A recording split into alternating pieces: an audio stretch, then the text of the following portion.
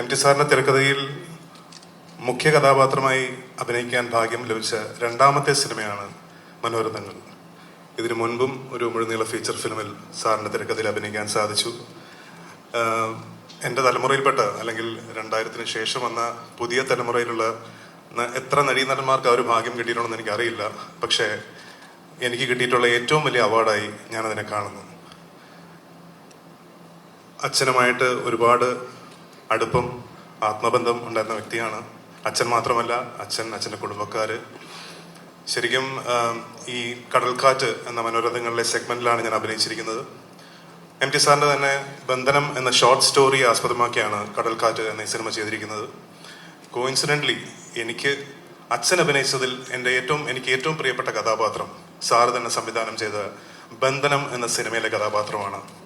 So ഇപ്പോൾ കഥയൊന്നല്ലെങ്കിലും സാറിന്റെ ബന്ധനം എന്ന ഷോർട്ട് സ്റ്റോറിയാണ് ഇവിടെ കടൽക്കാറ്റായിട്ട് തന്നിരിക്കുന്നത്.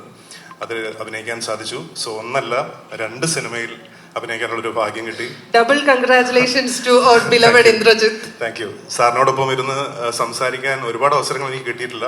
1-2 പ്രാവശ്യം ഞാൻ സാറിനെ വീട്ടിൽ പോയി കണ്ട് സംസാരിച്ചിട്ടുണ്ട്. പക്ഷേ സാറിനോട് അടുപ്പമുള്ളവരെല്ലാവരും, അത് അശ്വതിയാണെങ്കിലും സുധീറാണെങ്കിലും എല്ലാവരും പറയുന്നൊരു കാര്യം, ഇന്ദ്രനെ വലിയ കാര്യമാണ്, ഇന്ദ്രനെ കുറിച്ച് ഇടയ്ക്കിടയ്ക്ക് സംസാരിക്കാറുണ്ട്.